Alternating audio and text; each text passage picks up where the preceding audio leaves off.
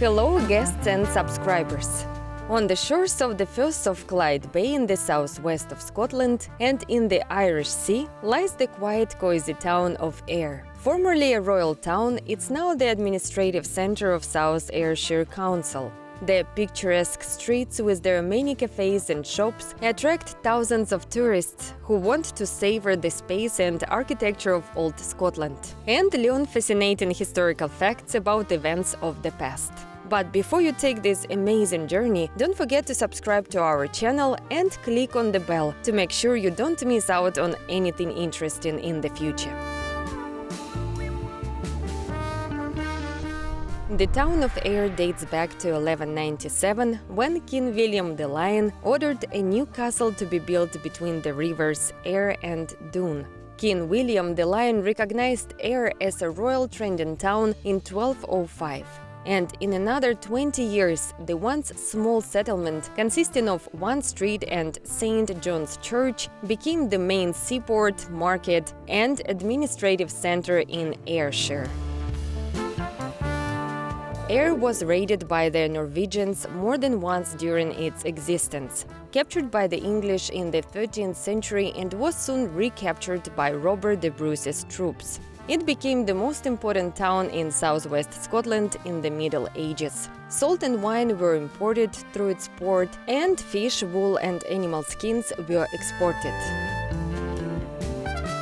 From the 18th century, Ayr developed into an industrial center, with coal mining, a sugar factory, and several other light industrial enterprises. After the opening of the railway in 1839, the town attracted a stream of tourists who wanted to get to the luxurious beach of Ayr and stroll along its cozy streets.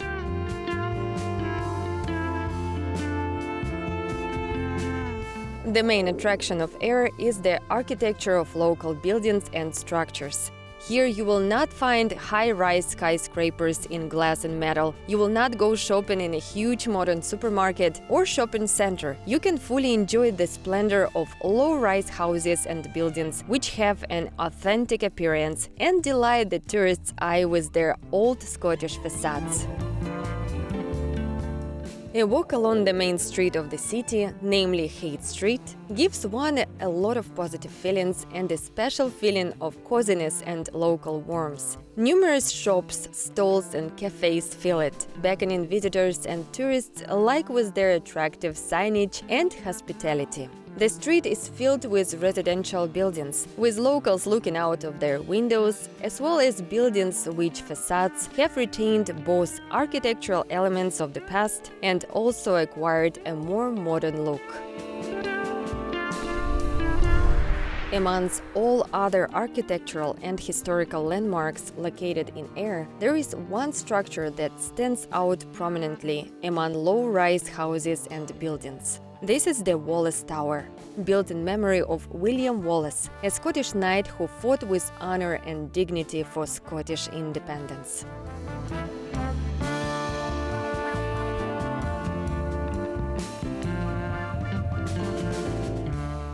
The High Street brings travelers to New Bridge, which connects two banks of the River Ayr. It offers an excellent view of its older brother, Old Brick.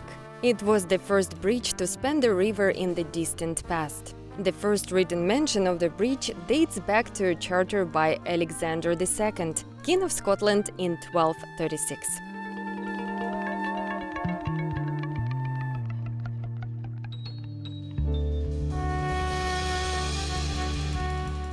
Old brick was frequently repaired during the many years of its existence, and eventually its structure became weak and it was recognized as being unsafe. A new bridge was built in 1788, which was located 100 yards downstream on the River Ayr.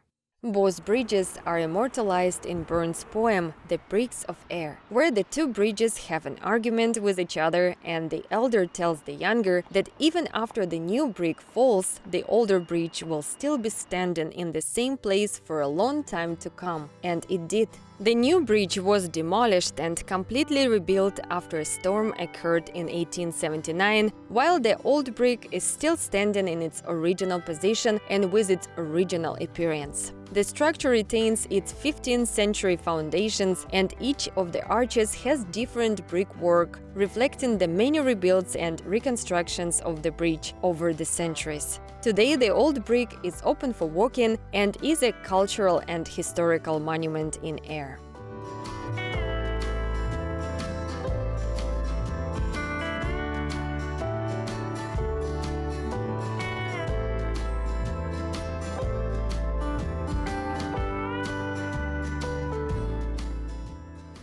Among the architectural monuments in Ayr is a historical monument, a statue of General James George Smith Neil, which is located in the cozy and quiet Wellington Square. General Neil is a rather controversial figure in the history of Scotland.